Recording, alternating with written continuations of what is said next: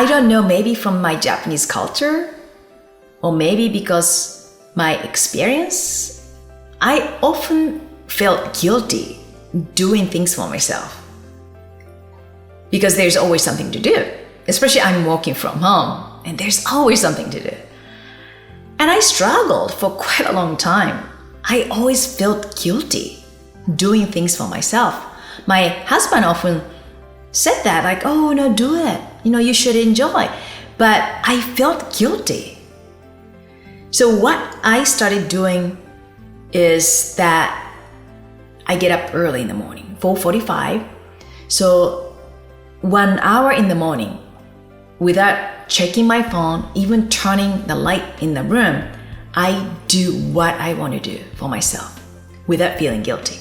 I usually meditate, drink hot water, and sometimes read a book and breathing exercise without feeling guilty.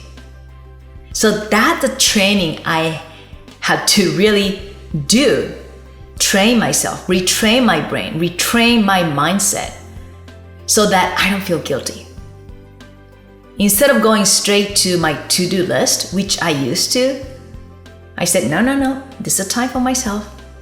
And I'm not gonna even look at the to-do list, not to mention my phone, no. Because once I turn my phone, once I turn the light on, my mind goes straight to the things to do because I see it. I see in the kitchen, I see in the living room, I see in the dining room.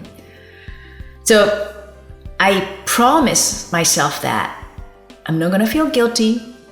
That 1 hour in the morning is time for myself.